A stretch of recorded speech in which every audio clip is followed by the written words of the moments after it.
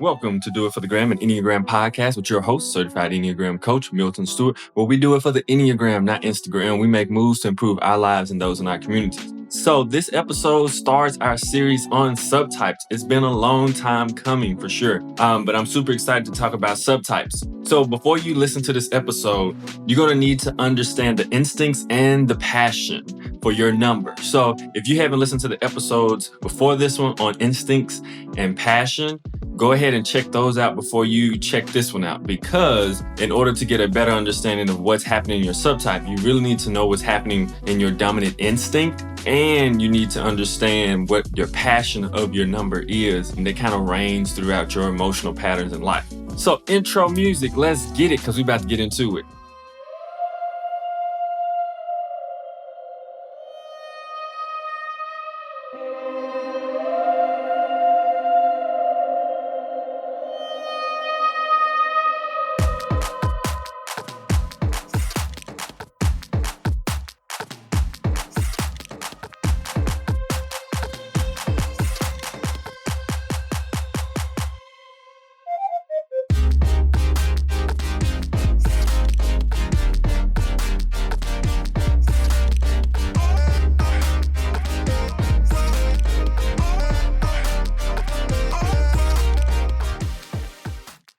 I'm super excited to announce my new partnership with BetterHelp. This episode is actually sponsored by BetterHelp. If you are struggling, BetterHelp can help.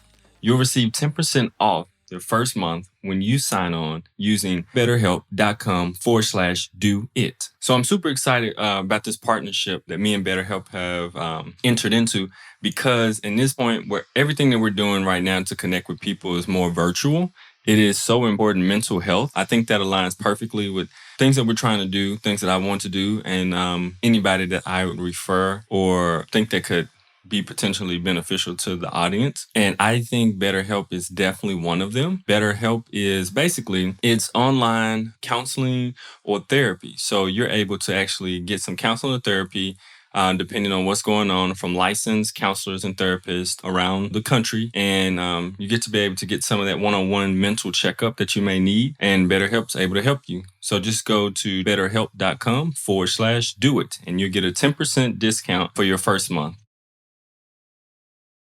So what is a subtype? Subtypes, it is a type's passion and their instincts kind of multiplied together. And they create this really interesting, very specific type of cocktail. So it's whatever your dominant instinct is combined with your passion. And so you also have a stack. So you have 3 instincts, which is social, sexual, and self-preservation, and they're all stacked in a certain way, meaning that they're ranked. So whatever the dominant one is, that means it's probably overactive, and whatever the repressed one is, that means it's probably underactive. And so the one in between is probably good. You probably utilize it in the right form, in the right way, in a healthier way, then you can use your dominant and repressed one. So understanding the stack, why is it important to understand the subtypes in your stack? So it's very important to understand it because there's a deeper understanding to you and your Enneagram number when you understand your subtype stack and what your subtypes are. And it gives you clarity around growth for you as well. And so it also helps you to see that your individual growth as a certain number may look a tinge bit different than another person's growth as that number. And also this helps us realize that all numbers don't look the same. All numbers, all people who are 8s don't look the same. And the subtype is a big reason for it. Okay. That's a huge reason for it. Some types look like they're what we call counter types. And what that means is that they internally have the same underpinning issues and struggles and challenges of all of that number. But on the surface, they respond to it differently. They respond in a counter way than the other 2 subtypes do. So understanding the stack a little bit better, if your dominant instinct is on top and it's this one, there's a message in it. So for instance, if you're self-preservation and it's your dominant one, you have this feeling instinctually that I'm always in danger. There's always fear there. And as a self-pres person who's dominant in that instinct, it took me a while to realize that. But in so many situations, I literally feel like I am in danger just about all the time, no matter where I go. I'm always trying to make sure that I'm safe in some type of way. Then the next one is social. If social is your dominant instinct, then you feel that I am no one without a group and status. So for socially dominant types, it's very important to remember that you are more than a social group or status. But that's the overactive sense in the social instinct. It's overly active. That instinct, if it's dominant, it's overly active. And so you have to be aware of that. If your instinct is dominant in sexual, it means that I am no one without a significant other. And so it's very important for you to understand who is sexually dominant, that in order to be somebody, it's not just, it's that you are valuable regardless of who you're with or regardless if you have a significant other with you or not. So you have to be aware of that. Remember, the instinct is overactive if it's your dominant one. We got to be aware of that. So if it's your bottom instinct, aka your repressed one in your stack, for self-preservation, it means my life is not important. So if you have a repressed center that is self-preservation, you have to watch out, because that means that you don't treat yourself with the proper self-care, because somewhere in your instincts, a lot of times unconsciously, you don't believe your life is that important. For social, it is I don't trust others, groups, causes, the collective, and humanity. So if that's your repressed one, you have to watch out for that, because there's a natural inclination not to trust any type of group or big cause or collective or humanity. So you have to watch out because it's underactive. It's not in a healthy place. It's only looking at all these things are really bad, so I'm not going to join them, and looking at the negative sides of anything that could be collective or group effort. And then if your repressed center is sexual, then I am not interesting or attractive, and intimate relationships may not be for me. So for those who have a sexual repressed center, in some type of way, they don't feel that intimate relationships are necessarily for them, possibly, and or they don't feel attractive, and they just may not feel interested in it. So that is an issue. If your sexual instinct is repressed, that means that something is going on and it's not active as it should be, making sure you engage in intimate one-on-one relationships in a healthy way. Game time for the type 1. Remember, the one's passion is anger.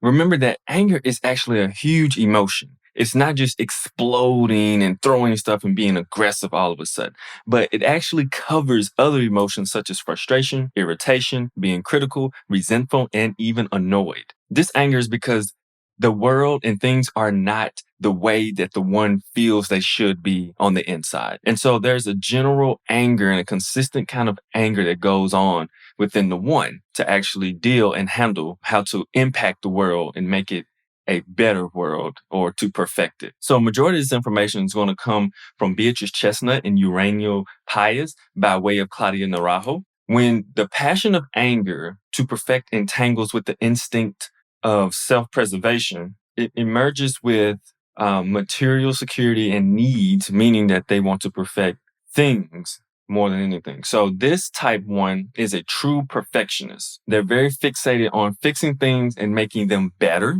And so remember, it's the self-preservation, the material needs, all those things. So they are really, really huge on fixing those type of things. So they're really fixated on very, very small details. Usually provide stability when they were young, growing up in their family settings. And so they had to worry about a lot of different things. This one, remember, self-preservation for just, I'm pretty sure all subtypes is the one that has the most fear and anxiety. So this one actually has the most fear and anxiety of all the ones. And so early on, they had to worry about every little thing, as I mentioned before. And so they're always kind of on alert, trying to make sure everything is correct, everything is right, and they're doing everything. So they're always on alert. So that anxiety and that fear is always running in the background. And so another thing about them is they are the most self-critical one of all the ones. So they're more self-critical than the social and the sexual ones. They are very, very, that inner critic is extremely strong for this type 1.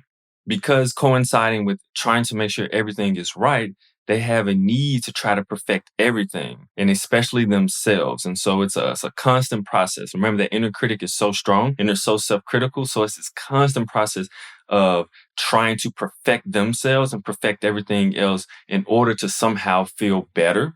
And that's because they see themselves as imperfect, instead of accepting kind of like who they are and where they are and what's going on, and understanding they're at the place where they are just because that's where life is and this is part of the journey. They really see themselves as very imperfect, and they see a lot of flaws within themselves. But on the outside, because this one represses the anger the most, they look extremely friendly. They are very friendly. They have an open ear to listen, and they seem like I'm doing air quotes, good person to other people because that is how they present.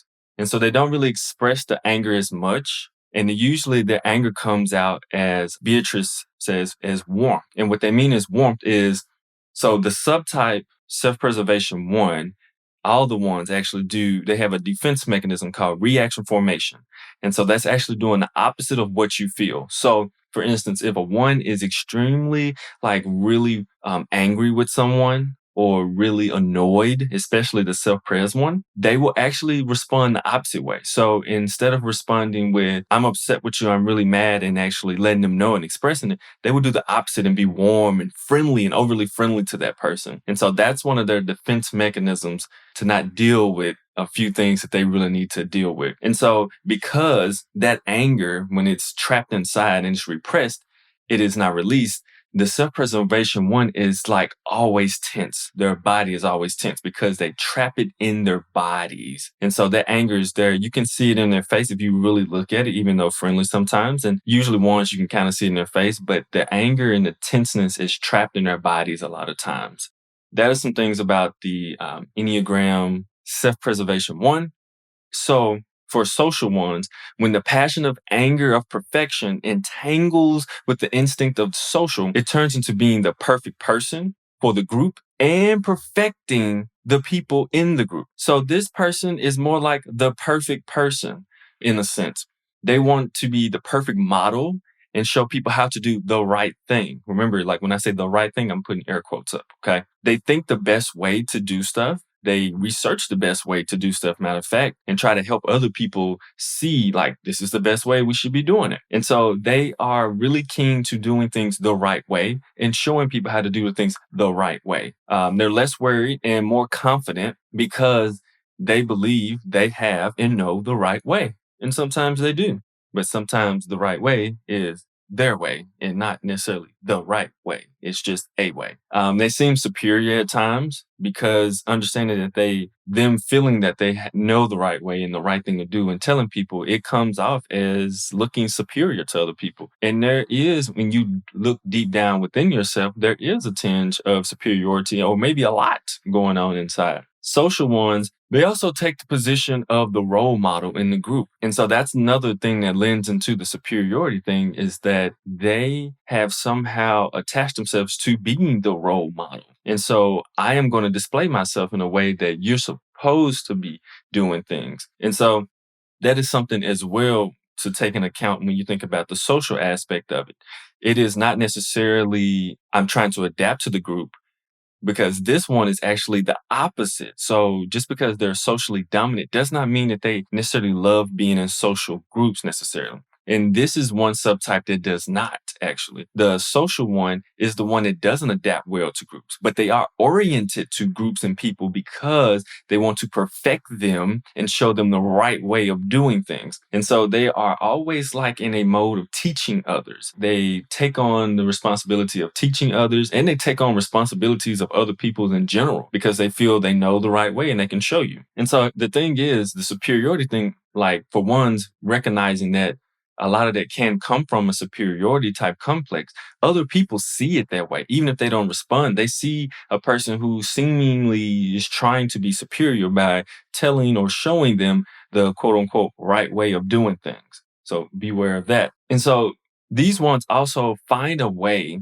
to find routines and structures and ways of doing things that are very rigid, that are very structured, maybe even overly structured, and they stick to them because they believe that to be the right way. So they can have some extremely strong rules and rigidity in the way that they do things, in the way that they go about their lives and routines. All right, so the last one, which is sexual. Does your workplace stink because the culture sucks? Are you tired of tolerating people and wish you could all work together cohesively? Does going to work give you instant anxiety? If you say yes to any one of these, you should probably quit your job. But Since you aren't going to quit your job, you should call Kaizen Careers. At Kaizen Careers, we are all about improving personal and workplace performance. We use a unique tool called the Enneagram. The Enneagram helps individuals and organizations become more self-aware. That self-awareness lends into helping organizations with communication, leadership, and conflict management, ultimately turning self-awareness into self-mastery and creating healthy workplace performance so you can improve your services and bottom line. You can reach Kaizen Careers at kaizencareers.com or 901-334-1644. So when the passion of anger for perfection entangles with the instinct of sexual, it equals the countertype one. And so now, as you know, the countertype is the one that looks different than the other two. Even though the bottom line core stuff is all the same, the way that they respond to their passion and their instinct is different. So this one, whereas the social and the self-preservation repress their anger, the sexual actually expresses their anger and they're totally okay with it. They express their anger the most. People tend to get them confused with eights sometimes because they are saying, no, all ones repress their anger. No, all ones don't repress their anger. The sexual one actually expresses their anger and don't have a problem with it. And so they're actually really okay with it. And usually they go for what they want right away and with tons of energy to try to get what they want. And so they get angry the most. They exhibit that anger outwardly the most and with a lot of energy in trying to get what they want. So they can be quite critical, no doubt. And they don't really see a problem with anger, where the other two ones can kind of see a problem with anger. They don't really see anger as an issue. They just see it as another emotion needs to be expressed, and they tend to express it way more often than other emotions. But that is one that this one does not see anger as necessarily a problem. And this one is also extremely critical of others more than themselves. So whereas the inner critic is strong with all three and they beat themselves up, all three of them, nevertheless, this one has the ability to switch it up to where they blame everyone else except for themselves when it comes to issues at times. It can be everyone else's problem and not theirs. And one of the best examples is one of my mentees who's led one of these. He was on the beginning of one of my episodes. He's an Enneagram sexual one. And this kid, when he does something to get in trouble, oh my goodness, it becomes everyone's fault but his.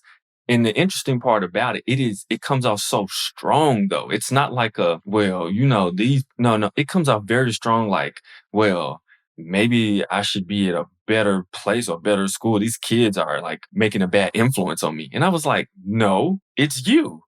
And so we had a really strong conversation where he actually came out crying from it because we had to have a deep, serious heart-to-heart conversation where I finally got him to admit that it was his fault. But it was extremely hard for him to accept that. He appreciated it later, but at that moment, he was not. He was very tense and tight and looking at me like I was crazy. And I was like, no, but you crazy. If you think I'm going to let you get away with blaming other people for something that you did, because you can't get better that way. So that is definitely an example. It can be hard for them. They can be extremely critical of other people and flipping the script about that. And so another example I can think of is if you saw Little Fires Everywhere on Hulu. Oh my goodness. I think Witherspoon, the mother with four kids in her house?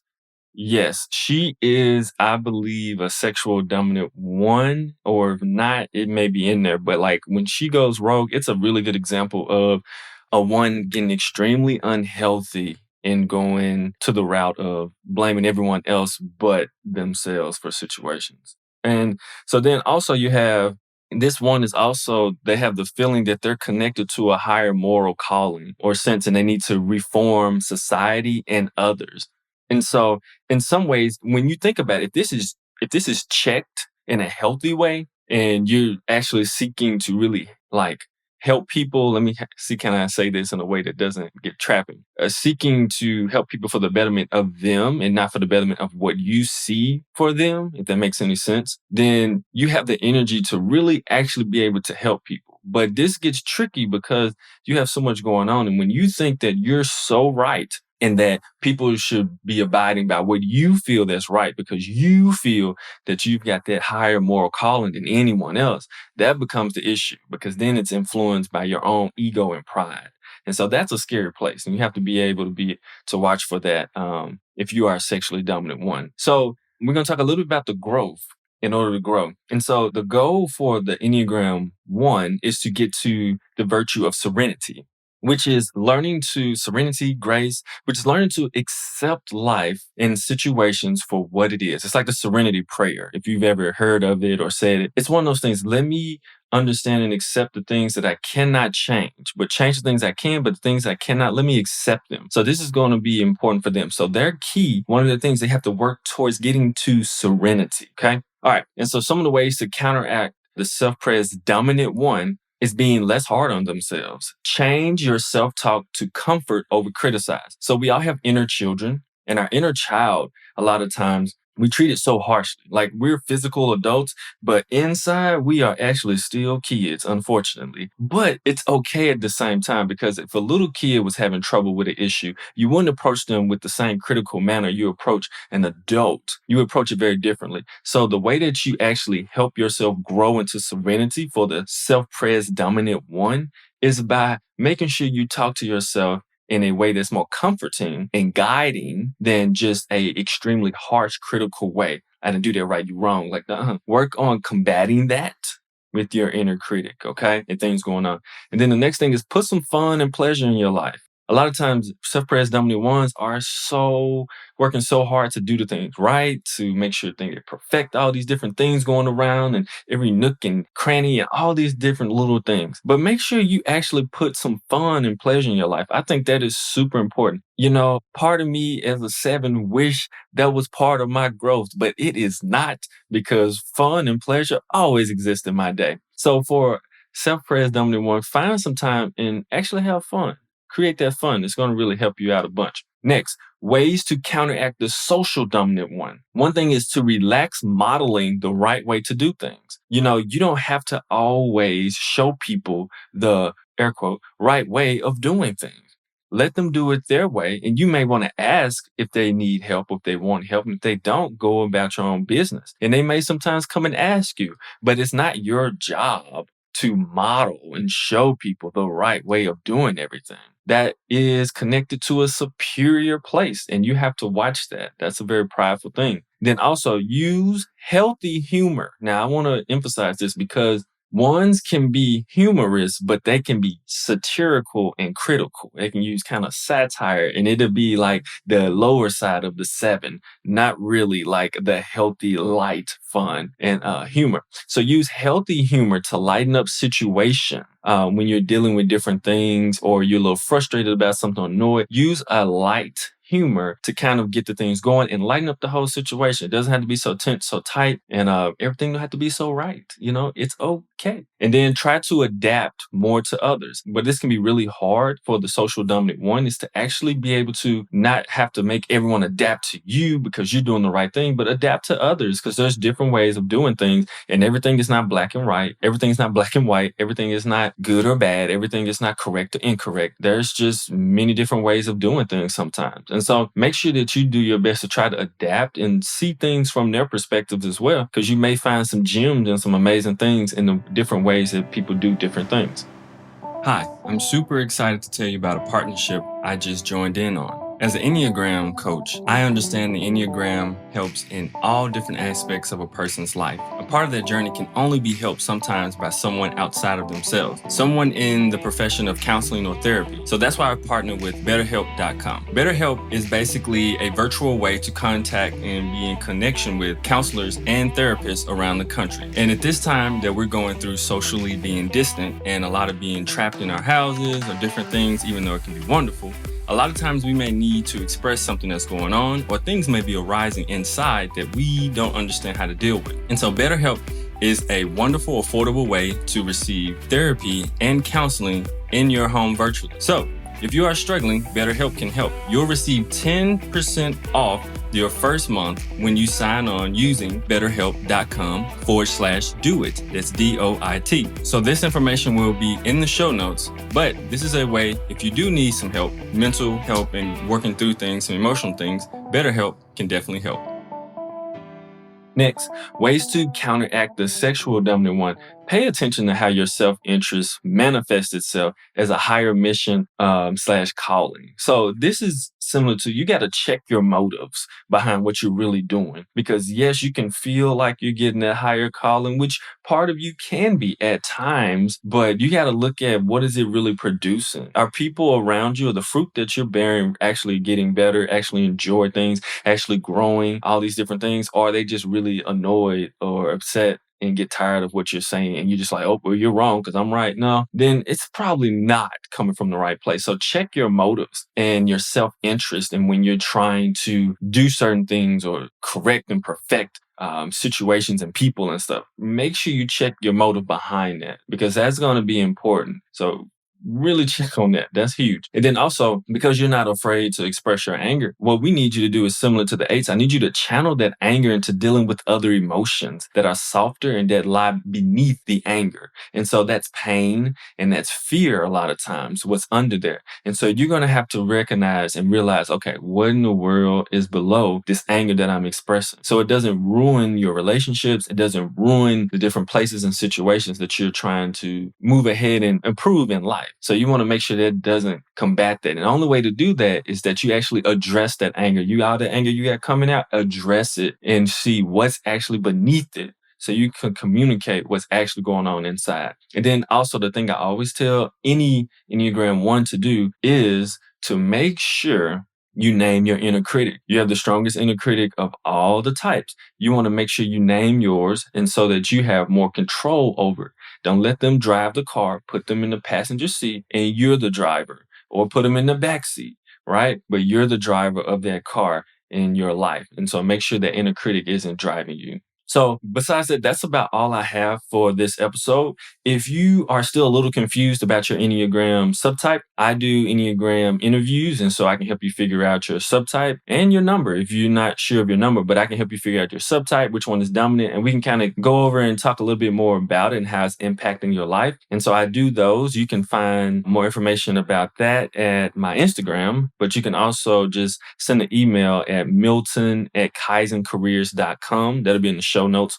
That's milton@kaizencareers.com. That's KAIZENCAREERS.com. Also, podcasting is free for listeners, but not free for podcast creators. And so it does cost some. And I do have a podcast editor, shout out. He does a wonderful job. And I would like to be able to keep paying him from supporters and not have to pay out of my pocket. So I have a Patreon account, and also the Patreon community, they get a little insiders. They get beta testing on my products or my content. And I do my best to try to share more things with them and be more intimate with them. I'm constantly working on building that. Got to do a better job, but I really appreciate that. And so you can help support this podcast by going to patreon.com/do it for the gram. And you can go there. You can donate $1 all the way up to whatever you can, but anything helps to support paying for this podcast and all the different fees that come with it, so that I can make sure I have more time to focus on creating great content for you all and that not be a worry of mine. Also, I'm growing the YouTube page. It's Do It For The Gram, obviously podcast on YouTube. And I'm constantly working on growing that and trying to do videos. I'm a super noob at it. I'm super new to it. And so the videos are kind of funny because they're the ones you start off with, right? They're the beginning ones. So they don't look as great, the filming, the lighting, all that type of stuff. But nevertheless, I'm working on constantly developing that platform and getting better and better over time. So please go there and subscribe. That would be great. I really appreciate that. And then make sure to subscribe to this podcast. And also, Enneagram 1s, if you feel your instinct and your subtype and your passion about to get a little crazy and you're about to react and get triggered out of it, I need you to take a deep breath. You may need to even remove yourself. And then I need you to do it for the gram and make a smart move. Do it for the Enneagram. And I'll see you on the next episode. Bye.